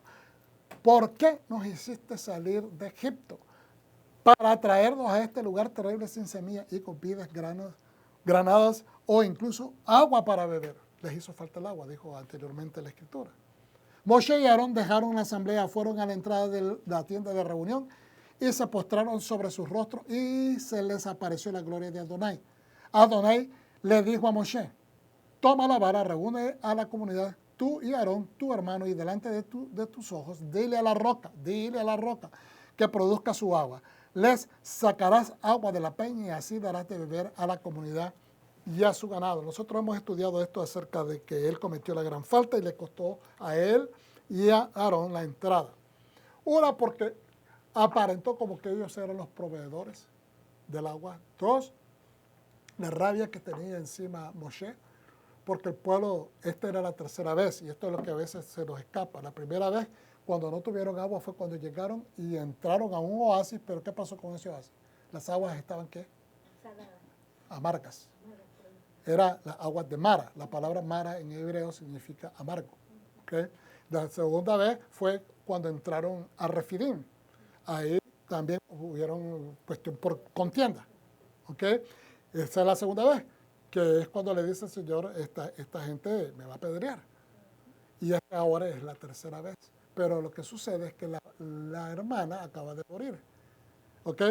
Y los sabios asocian de que ella muere y automáticamente para el agua. Yo creo de que esto es una señal, un mensaje de parte de Hashem. Porque a veces, hermanos, cuando nosotros hacemos muchas demandas de parte de Dios, nosotros tenemos, escúcheme bien, esto no es una crítica, es un llamado de atención. A veces tenemos demasiadas demandas hacia Dios.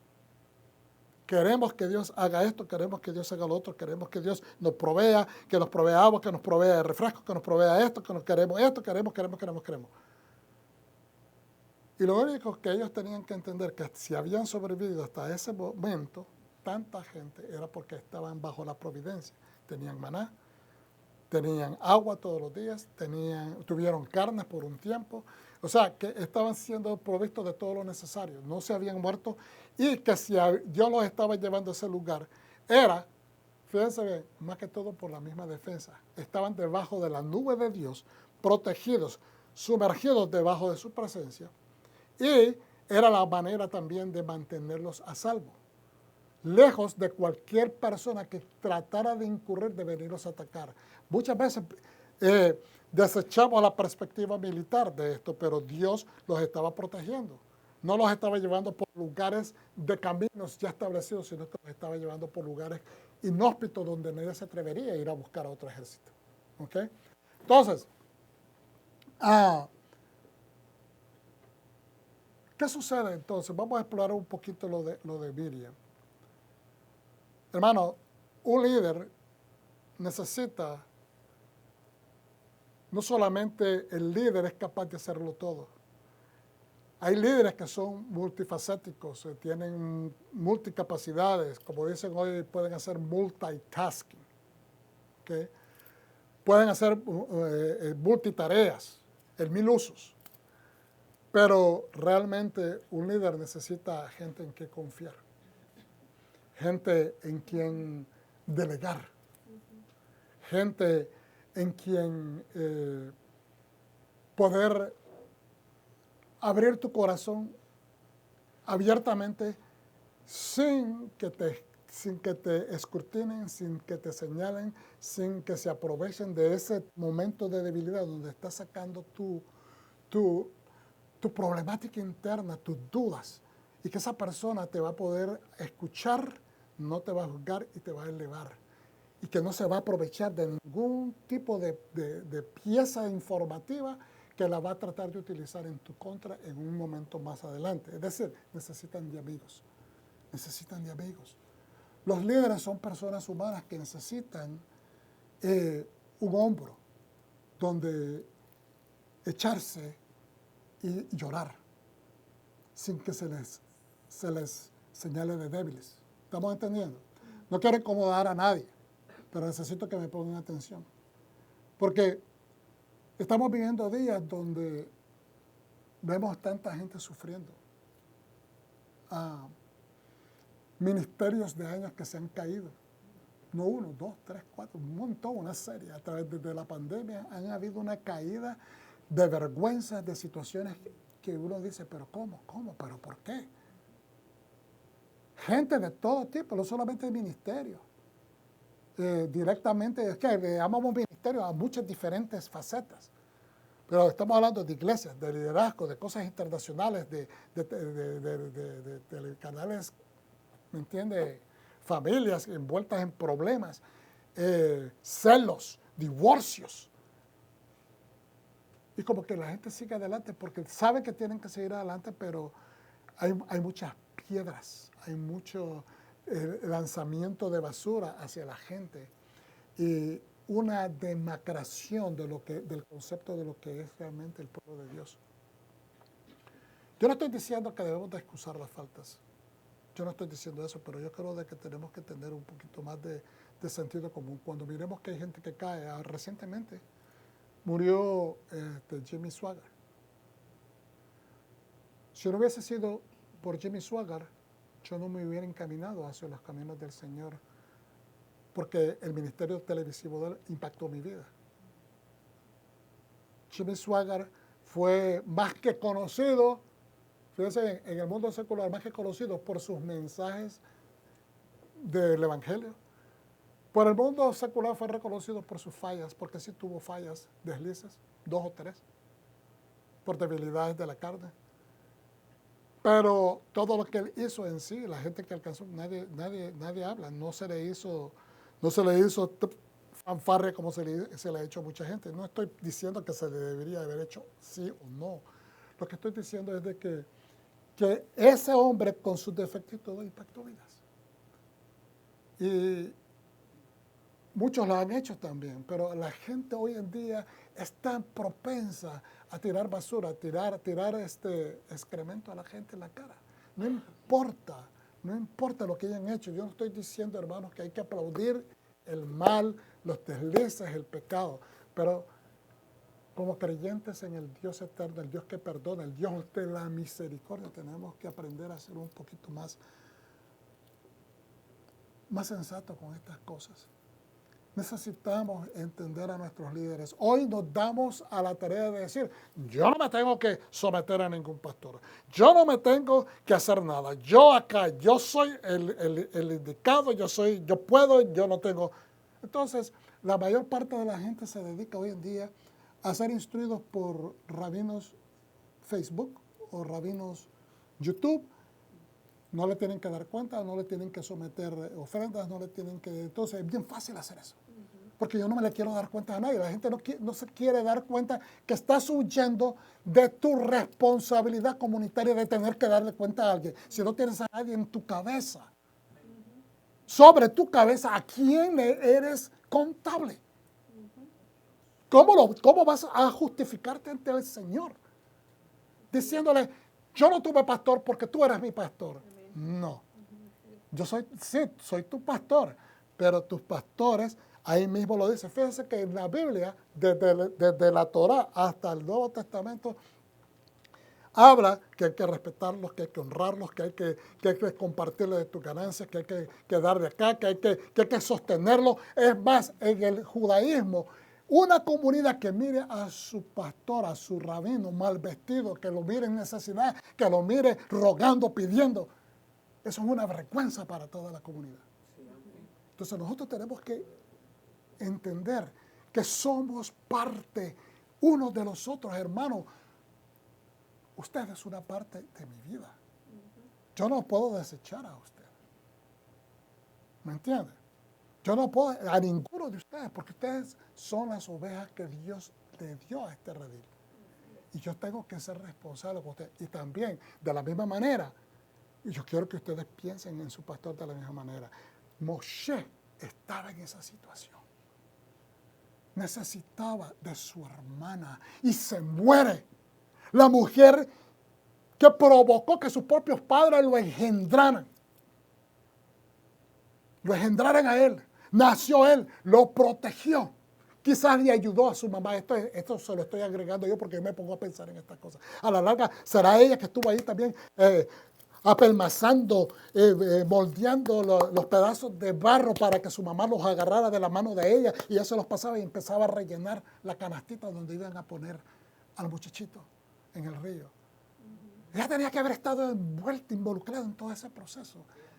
Y ahora él, la mujer que tal vez creció, no tan cercana a él, pero que él sabía quién era.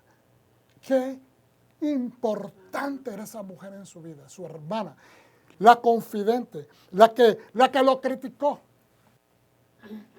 Porque le dijo, ¿qué pasa que tú no te estás teniendo relaciones con tu mujer? ¿Qué pasa que tú no estás siendo un buen esposo? ¿Qué pasa que te casaste con ella? Muchos piensan que era que criticaba a la negrita. No. No. Era que le estaban reclamando a él. ¿Qué pasa? Que no está haciendo las pasadas, pero él se había consagrado para el Señor. Esto lo mencioné recientemente. Él se había consagrado para el Señor. ¿Por qué? Porque él no quería que, ¿verdad? Cuando uno tiene sus relaciones, toda la parte de estar no accesible inmediatamente cuando lo llamara el Señor, porque tenía que purificarse de algo. Eso es lo que estaba bregando Moshe. Tenía un sentido de responsabilidad. Un sentido de responsabilidad, de tener la presencia de Dios en medio del pueblo, pero el pueblo cabezón quería hacer su voluntad. Y no se dan cuenta, no se quieren terminar de dar cuenta que si ustedes están en pecado, la presencia de Dios se retira. Y no podemos dejar que Dios se retire porque estamos en medio del desierto. No ha terminado la misión de llevarnos, introducirnos a la tierra prometida. Por lo tanto, no queremos que Él se aleje porque puede ser la diferencia entre la vida y la muerte. Ese era el líder que tenía ese pueblo, dispuesto a poner su propia vida y decirle, Señor, ¿sabes qué? Ponme a mí primero si los vas a destruir a ellos. Sin embargo, cada vez que había las duras y las maduras, ¿qué pasaba con la gente? Tú nos trajiste, tú hiciste, ¿por qué nos pones este vituperio? ¿Por qué? Y no se daban cuenta, porque lo tenían todo fácil. No apreciaban al líder que tenían. Y ahora su hermana se muere. ¿Dónde está el hombro? La confidente posiblemente porque era su hermana mayor. La que posiblemente pasó a ser de cierta manera un poquito su mamá, como hermana mayor.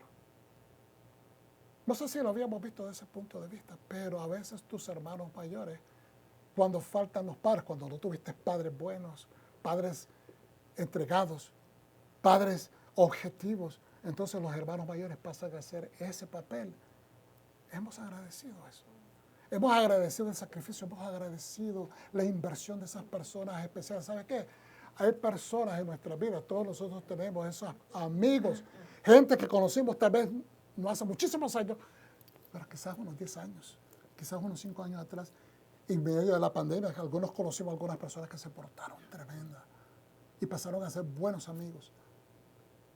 Esa gente hay que apreciarla, esa gente hay que dejarle saber, a esa gente todos nosotros somos. A veces queremos que las personas respondan en el incremento en que nosotros damos, pero si estás haciendo eso para un inmediato beneficio recíproco, entonces no estás haciendo las cosas por amor, porque lo que se da por amor no se espera pago en regreso. No debemos de esperar ese tipo de pago en regreso. Tenemos que ser espontáneos, porque la manera de demostrar amor es ser eso, dar sin esperar nada. Yeshua le dice al pueblo, a alguien que le dice, yo quiero ir contigo, y le dijo el Señor, yo no tengo donde descansar mi cabeza. El Hijo del Hombre no tiene almohada donde descansar su cabeza, en otras palabras. ¿Qué significa eso? Muchas veces nos preguntamos, y eso es exactamente lo que estaba haciendo Moshe. No tenía almohada para descansar su cabeza. Eso es lo que está diciendo Yeshua. Yo no tengo el tiempo y voy a entrar en mi propia conjetura sobre este asunto. Yo no tengo el tiempo, está diciendo Yeshua, de estar de babysitter. Porque tú quieres tal vez seguirme por atención. Tú me quieres seguir porque tienes una meta trazada de prestigio, de que te miren como un seguidor del Mesías. Pero yo no tengo tiempo para descansar. Yo lo que quiero es que entiendas que yo no tengo tiempo para que mi cabeza descanse. Y si vas a venir, tienes que pagar el precio. El pueblo aquí se queja, fíjense bien lo que dice. Nos trajiste al desierto a morir. Una. ¿Quién los trajo al desierto? Moshe tomó la decisión. Entonces el ataque no es a Moshe, el ataque directamente a Dios. Porque es el Dios quien quiere que ellos se den cuenta que ellos pueden depender a ciegas de Él. Porque no es Moshe que tiene el poder. Es Dios quien lo llevó al desierto, que lo sacó de Egipto. ¿Fue Moshe? No, él era la boca nada más, era el mensajero. Pero el que lo sacó de Egipto con mano fuerte y con señales, milagros y prodigios fue Hashem. Para traerlos a este lugar terrible sin semillas y con vides granadas. ¿Y sabe qué no hubiera? Si Moshe estuviera hoy en día, tal vez nos dijera exactamente.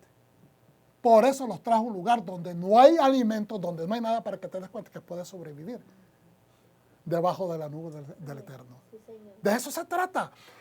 ¿Qué quiere decir esto? Es aquí donde nosotros entramos y casi termino con esto. Y es lo siguiente. Hermanos, confiemos en Hashem. Amén. Él tiene tu espalda, Él tiene tus planes, Él tiene tu vida, Él tiene tu provisión, Él tiene las promesas que las va a cumplir. Yo lo he venido repitiendo en este año y les digo, no se trata, miren, yo no puedo prescribirles bendiciones porque ya las bendiciones están prescritas. Sí, señor, Amén. Y dicen, todititas las prescripciones de las bendiciones en la Biblia, dicen que si nosotros obedecemos todo lo que está escrito en este libro, todas las bendiciones vienen sobre nosotros. Así que lo que tenemos que hacer es obedecer, aleluya. Lo que tenemos que es obedecer. Sí, amén. Santo es el Eterno. Aquí tengo los diferentes, si quiero tomarle una foto, no voy a tener tiempo de llegar ahí, pero prácticamente aquí también tengo la versión del Teriach Mitzvot. Aquí está la de Teriach Mitzvot, está acá. La otra versión es el libro, el Sefer HaChinuk, el libro de los mandamientos, ahí está. Pero aleluya. Para atrás, ¿le vayan a tomar la foto? Aleluya. Santo es el Eterno. Sí, hermanos, y voy a ser breve. Deme 5 minutitos y terminamos. ¿Ok? 5 minutitos y terminamos. Ok. Y dice lo siguiente. En Jueces. Ahora Yiftach, un valiente soldado de Galad, era hijo de una prostituta. Limitación. porque eso socialmente en ese momento, ser hijo de una prostituta era prácticamente no tener futuro. Su padre, Galaad, tuvo otros hijos con su esposa. Y cuando los hijos de su esposa crecieron, expulsaron a Yiftach y le dijeron, no heredarás de nuestro padre porque eres hijo de otra mujer. No era porque era hijo de otra mujer, era porque era hijo de una mujer que era verdad de la vida. Entonces Yiftach huyó de sus hermanos y vivía en el territorio de Tov. Fíjense bien, ¿cómo se llamaba el territorio? ¿Y qué significa Tov? Bueno, algo bueno. ¿Ok? Donde reclutó una banda de alborotadores que saldrían a hacer incursiones con él. Ahora, fíjense bien, era un hijo de alguien que era de fama, alguien importante, pero porque los hermanos lo envían, lo rechazan, él tiene que irse hacia afuera, pero se va a una tierra buena, donde él ahora, por necesidad, se ve forzado a incurrir en la vida de crimen. ¿Okay? Después de un tiempo, el pueblo de Amón hizo la guerra contra Israel. Cuando el ejército de Amón atacó a Israel, los líderes de Galaad fueron a buscar a Yiftach al territorio de Tov. ¿Por qué? Porque se habían dado cuenta de que él había establecido un pequeño ejército, ¿verdad?, de rebeldes y que andaban asaltando, pero dijeron, a la larga se acuerda de que somos familia y nos pueden ayudar. Entonces, y le dijeron, ven y sé nuestro jefe para que podamos luchar contra el ejército de Amón. Yiftach respondió a los líderes de Galaad, ¿no me odiaban tanto que me obligaron a salir de la casa de mi padre? ¿Por qué vienes a verme ahora que estás en problema? En otras palabras, como le digo, la gente siempre se acuerda de la gente que rechaza cuando mira que esa misma gente salió adelante por sí sola. Los líderes de Galaad respondieron, por eso volvemos a ti ahora. Si nos diriges a la guerra contra el pueblo de Amón, serás jefe de todos los habitantes de Galaad. En otras palabras, fíjense bien cómo ellos lo cambian. Me dicen, no, pero te vamos a dar una posición. Te vamos a dar que seas el jefe, que seas el mero mero entre la gente de Galaad. Yiftach le respondió, si me traéis de regreso a casa para luchar contra el ejército de Amón y Adonai los derrota por mí, yo seré vuestro jefe. En otras palabras, ¿entendido? Pero no es que sean por mi fuerza nada más. No es para que yo sea el líder de los soldados de Amón, pero que Adonai esté en el asunto. ¿Estamos entendiendo? O sea, de que hay personas que mire, hay gente que él posiblemente no está en buenos caminos. Yo no sé, a estas alturas, cuánto le tomó llegar a esa posición, si dejó de hacer aquellas cosas malas, pero lo buscaron. De cierta manera, encontraron una razón, ¿verdad? Y él le dice, pero que Adonai esté envuelto. Si Adonai, en otras palabras, va conmigo y me permite derrotar, entonces yo voy a ser el jefe. Los líderes de Galaad dijeron a Yiftach, Adonai es testigo de que prometemos hacer lo que has dicho. Entonces, ahora no es lo que ellos propusieron, sino lo que él dijo. Es interesante. Entonces, Yiftach fue con los líderes de Galaad y el pueblo lo nombró jefe y jefe sobre ellos. Yiftach repitió todas estas condiciones en Mitzpah en presencia de Adonai. Él lo vio en presencia de Dios. Es decir, él no decía, yo lo puedo. Sí, claro, yo puedo. No. Presentó la misión al Eterno. Yiftach envió mensajeros al rey del pueblo de Amón para decirle, ¿cuál es tu problema con nosotros? Estableció primero paz, que es lo que dice la Torá. ¿Okay? ¿Por qué estás invadiendo nuestro territorio? El rey de Amón respondió a los mensajeros de Yiftach, porque Israel me quitó mi territorio cuando subieron de Egipto. Se apoderaron de todo desde Arnón hasta Yabok y el Jardín. Ahora restaurólos pacíficamente. Usted puede leer todo esto en los capítulos de esta porción de Torah, ¿okay? Con detenimiento. Eso es lo que sucedió. Pero ¿quiénes fueron los que hicieron? Ellos fueron los que atacaron. No fue... Es decir, Israel le ganó en buena pelea, pero los que atacaron, los que hicieron guerra contra fueron ellos. Entonces, Yiftach envió mensajeros nuevamente al rey del pueblo de Amón con esta respuesta. Esto es lo que Yiftach tiene que decir. Israel no capturó ni el territorio de Moab ni el territorio del pueblo de Amón. Pero cuando Israel subió de Egipto, caminó por el desierto hasta el Mar Rojo y llegó a Cades. Entonces Israel envió mensajeros al rey de Edom para decirle, por favor, déjanos pasar por tu tierra. Pero el rey de Edom no se lo permitió. Envió su mensaje similar al rey de Moab, pero él tampoco lo hizo, por lo que Israel se quedó en Cades. Luego caminaron por el desierto, rodearon el territorio de Edom y el territorio de Moab, pasando el límite oriental del territorio de Moab y acamparon al otro lado de Arnón, pero no cruzaron la frontera hacia Moab porque Arnón era la frontera de Moab. Israel envió mensajeros a Sihón, rey de Emori y rey de Hesbón, con este mensaje: por favor, déjanos pasar por tu tierra hasta nuestro lugar. Y estoy yendo en detalle, hermanos, porque es importante que entendamos lo que voy a decir. Pero Sihón no confiaba en que Israel pasaría solo por su tierra, así que reunió a todo su pueblo, acampó en Yahatz y peleó contra Israel. Él fue los que empezaron la guerra. Adonai, el Dios de Israel, entregó a Sihón y a todo su pueblo en manos de Israel y los mataron. Así Israel poseyó todo el territorio de los Emori o los amorreos que ahí vivían ahí. Siempre está esta situación. Hoy en día dicen: Israel hizo esto, Israel hizo otro, Israel quitó, Israel esto. Hermano, y así le dicen también al pueblo creyente, al pueblo cristiano, al pueblo mesiánico, siempre. Si la gente está bien, se robaron el dinero, hicieron esto, hicieron otro, les quitan el pueblo, le ordeñan al pueblo, esto y lo otro. ¿Por qué? Ese es un espíritu antisemita, porque nadie se quiere invertir, pero se invierten en criticar, destruir, destrozar, traer caos, pero no quieren invertir en construcción, edificarse ellos mismos. ¿Qué quiero decir con esto entonces?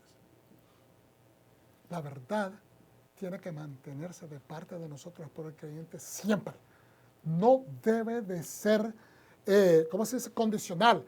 Como esto me molestaron, yo me aparto de esto. No, usted tiene que mantenerse. Ayer hice un comentario, compartí algo en el Facebook. Una mujer en Alemania, en medio de una manifestación de Palestina, ahí ella levantó una pancarta simple, donde tenía la foto de un familiar y un mensaje corto, chiquito en la parte de atrás que decía: hasta que todos los rehenes sean liberados. Y se presentó, y había policía, había orden, estaban insultándole y todo por detrás, pero ella no tenía un manto israelita, no tenía kippah, no tenía tzitzit, no tenía nada, pero se presentó porque la convicción de saber lo que es justicia divina es tener la convicción de que es tener justicia divina. Muchas personas hoy se visten y se disfrazan, pero a la hora de presentar tu fe en un momento de dificultad, aunque se parezcan leones, ahí es la manera donde nosotros demostramos si somos de Dios, si vamos a negar al Mesías, porque si negamos al Mesías, Él nos va a negar a nosotros. Entonces la gente hoy en día quiere lo de enfrente, pero no quieren pagar el precio de ser los verdaderos emisarios del Eterno. En Timoteo, con esto termino, mira lo que dice en carta de Judas, del 10 al 3, y aquí con esto termino. Sin embargo, este pueblo insulta todo lo que no entiende. Y lo que entienden naturalmente, sin pensar, como animales, por estas cosas son destruidos. Por esas cosas, muchos de esa gente que protestaba en el desierto contra Moshe, acusándolo de esto, no se daban cuenta que realmente estaban acusando a Dios. Y por eso incurrieron en destrucción. Hay de ellos, pues han seguido el camino de Caín. Se han entregado por dinero al error de Bilam. Han sido destruidos en la rebelión de Korah. Estos hombres son manchas inmundas en sus reuniones festivas destinadas a fomentar el amor. Pero dice, comparten sus comidas sin escrúpulos, mientras solo se preocupan por sí mismos. Son nubes sin agua arrastradas por vientos, árboles sin frutos ni siquiera en otoño y doblemente muertos por haber sido arrancados. Olas salvajes de mar que arrojan sus actos vergonzosos como espuma, estrellas errantes, para quien la oscuridad más negra ha sido reservada para ellos. Hermano, nuestras protestas deben de ser objetivas bajo el escrupuloso lente de la Torah. No nos podemos dejar, miren, nos podemos enojar. Nos podemos enojar, pero que en nuestro enojo no cometamos injusticia, insultos, maledicencias, que cometamos injusticia, que acusemos de más, que asumamos que a alguien y que llegamos a conclusiones y que empezamos a desprestigiar a gente, porque eso no es así. Estamos cometiendo sinat hiram. Eso es odio sin necesidad. Debemos de cultivarnos y saber, especialmente en la hermandad, que nos necesitamos unos a otros, hermanos. Yo quiero que usted sepa que cuando usted viene a mí, usted puede contar con mi discreción, con mi amor, con mi respeto con mi entrega a Dios y que mis consejos no van a ser jamás un consejo mal habido. De la misma manera que si yo aproximo a algunas de ustedes con alguna corrección, con alguna especie de dirección, que nadie se ofenda. Mi trabajo es ser pastor. No es mi trabajo tratar de mandarlo. Mi trabajo es enseñar a través de la palabra y ya la decisión la toma usted. Después el que rige los castigos, las consecuencias, ese es Dios. No es el líder. Terminando con esto, seamos agua. Hay mucha gente en medio de nosotros que necesita de la agua suya, del consejo suyo, del ánimo suyo. Que seas genuino, que sea alguien que le apague la sed, que cuando usted esté sediento, que alguien le pase ese vaso de agua espiritual para que todos seamos, de cierta manera, ¿cómo se dice? Waterboy. El joven que pasa el agua en los equipos de deportes, que siempre los miran corriendo y le están pasando, que seamos ese joven que lleva el agua a cada persona. ¿Y por qué tienen que ser jóvenes? Porque son los que tienen resistencia y tienen que correr de arriba para abajo. Que seamos así, encontrados, que somos los que están aguando a las personas y ayudándole a apagar los incendios que hay en su vida. ¿Cuántos dicen amén? Amén. ¿Lo reciben, pueblo de Dios? Aleluya. Padre Santo, te bendecimos y te glorificamos y te damos gracias. Te bendecimos, Señor, de una manera especial por esta palabra, Señor, me ha ministrado y espero que haya sido de bendición para todos los que han escuchado y los que van a ver estos videos. Señor, te pido, Dios mío, que nos levantes, nos des entendimiento y nos des, Padre mío, profundidad en estos conceptos de sabiduría que hemos compartido. Te lo pedimos de todo corazón en el nombre de Yeshua HaMashiach, para la gloria de tu reino, para la gloria de tu nombre, Padre. Gracias, Padre Santo. Y todos decimos, Shalom. Amén. Yeah.